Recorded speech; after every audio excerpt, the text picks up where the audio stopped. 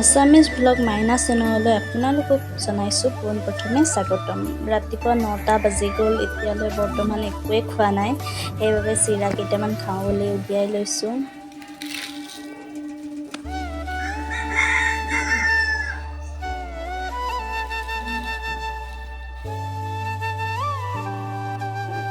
গাখীৰ অলপো লগত লৈ লৈছোঁ। গাখীৰ কিন্তু অলপেই, কিয়নো আমি গোৱালাৰ পৰা গাখীৰ ৰাখোঁ, নিজৰ ঘৰত গাখীৰ নাই। আপোনালোকে নাভাবিব যে মই অকলে খাই আছোঁ, তেনেকুৱা নহয়, চবেই বেলেগে খাই আছে। খাই কিন্তু ভালেই লাগিছে। আচলতে ৰাতিপুৱাৰ খানাটো অলপ পাতলা হ'লেই ঠিক লাগে, কিয়নো ৰাতিপুৱা এবাৰ ভাত খোৱাৰ পিছত দুপৰীয়ালৈ আকৌ ভাত খাবলৈ মন নাযায়। আপোনালোকৰো বাৰু তেনেকুৱা হয়নে জনাবচোন। খাই বৈ হোৱাৰ পিছত ওচৰৰে খুৰী এজনী আহিলে। খুৰীক চাহ তামোল দিয়া হৈ গ'ল, পিছে ভিডিঅ' কৰাহে নহ'ল। খুৰীলৈ বুলি ভিনদেউৱে কোমোৰা জালি এটা পাৰিবলৈ বাৰীলৈ আহিলে আৰু ময়ো কোমোৰা জালিটো লৈ ল'লোঁ। কোমোৰা জালিটো বৰ বিশেষ ডাঙৰ নহয়, একেবাৰেই সৰু, তথাপিও হৈ যাব। আৰু মই বুটলি লৈ আহিলোঁ। আৰু এয়া কোমোৰা জালি পাৰি হৈ গ'ল। আচলতে কোমোৰা জালিটো আমাৰ কাৰণে নহয় দেই, আমি আচলতে সদায় খাই থাকোঁ যে, সদায়তো একে চব্জিকে কিমাননো খাম। সেইবাবে ওচৰৰ খুৰীজনী আহিছিলে, কোমোৰা জালি আছেনে নাই বুলি চাবলৈ গ'লোঁ গছত, কিন্তু থকাত বহুত আছে, চব সৰু আৰু যিকেইটা ডাঙৰ হৈছে মানে বহুত ডাঙৰ, সেইকাৰণে মানে এটা সৰু পালোঁ, তথাপিও হৈ যাব বুলি ক'লে হৈ যাব। আৰু ইফালে আমাৰ জানটোৱে মোবাইল চাই আছে। হাই কৈ দে। আৰু গাইজ নাভাবিব যে মই ঘৰতে মুখত লিপষ্টিক লগাই আছোঁ, তেনেকুৱা নহয়। আচলতে মোৰ মুখখন তামোল খাই ৰঙা হৈ আছে। এয়া ভোট জলকীয়াখিনি কাটি কিনে ৰ'দত দি থোৱা আছিলে যোৱাকালি, কিন্তু আনিব পাহৰি থাকিলোঁ। দুৰ্ভাগ্যবশতঃ ৰাতি বৰষুণ আহি গ'ল আৰু গোটেই জলকীয়াখিনি শেষ। এতিয়া ৰ'দ দিলেহে মেলি দিব পৰা যাব, গতিকে ৰ'দ নিদিলে আৰু এনেই যাব জলকীয়াটো। ঘৰত এটাতো পাণ নাই, সেইবাবে পাণ পাৰিবলৈ আহিলে ৰাবা আৰু খুৰী।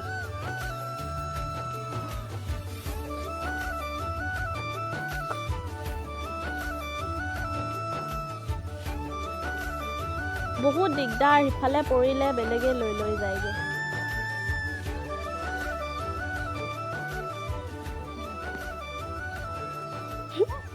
গ'লে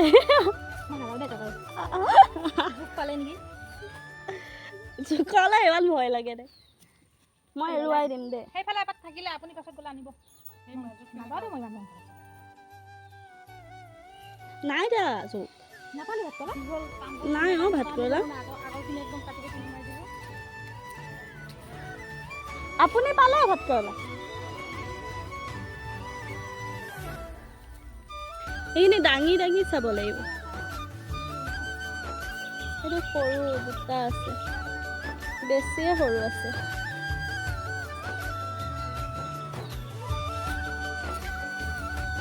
এইখিনি জেগাতে বেছি জোক থাকে।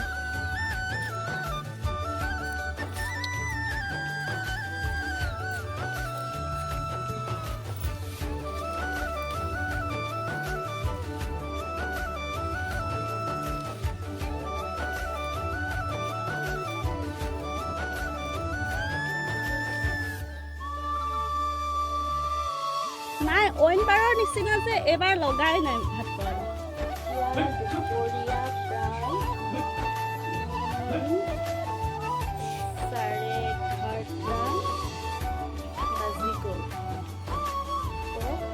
দুপৰীয়াটো খানা বনাব হৈ গ'ল, সেইকাৰণে মই খানা বনাবলৈ যাওঁ। আজিনো কি বনাওঁ আপোনালোকে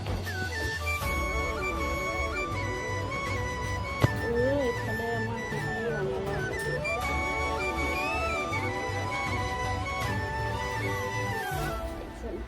এতিয়া খানা বনাম মাছ।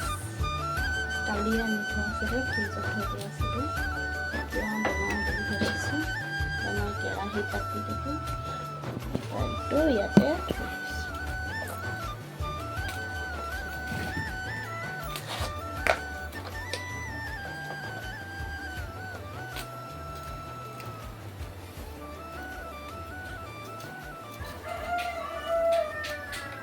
চবৰে ঘৰত বাৰু চেনি নিমখ চবৰ কাৰণে এনেকুৱা হৰলিক্সৰ টেমা ব্যৱহাৰ কৰে। যি গতিকে কচ মাছ হয় তেল চিটিকি আহিব বুলি ঢাকনি এখন লগাই দিলোঁ। তো আজিৰ ৰঙালাও দি মাছ বনোৱা হ'ব। ঘৰত আকৌ আনি থোৱা জলকীয়া নাছিলে, সেইবাবে বাৰীলৈ গৈ জলকীয়া ছিঙি আনিলোঁ। বাৰীত বস্তু থাকিলে এইটোৱে ভাল, কেৰাহী বহাই থৈও বস্তু লৈ আনিব পৰা যায়। বাক ভাত বনাব লগাই দি মই বাই বাই দিলোঁ, কিয়নো মোৰ ৰিলছ বনাবলৈ আছিল। ৰিলছ বনাবলৈ মই ৰেডি। কেনেকুৱা লাগিছে গাইজ কমেণ্ট কৰি জনাব। লগতে শাড়ীখন যে বাৰ হয়, পুৰণা দিনৰে হয়, তথাপিও কিবা এটা ভাল লাগিছে, সেইবাবে মই পিন্ধিলোঁ। কেনেকুৱা লাগিছে কমেণ্ট কৰি জনাব। আৰু মোৰ ৰিলছ বনালে মোবাইল ধৰি দিয়া মানুহজন হৈছে আমাৰ জানটো। জান মোবাইল ধৰি দিবি নাই? ওচৰৰে বৌ এজনীৰ ঘৰৰ পৰা আহোঁ, মই কেতিয়াও শাড়ী নিপিন্ধোঁ। কেনেকুৱানো লাগিছে বৌৰ পৰা জানি আহোঁ, বৌৰ ৰিয়েকশ্যনটো চাওঁ কি বুলিনো কয়।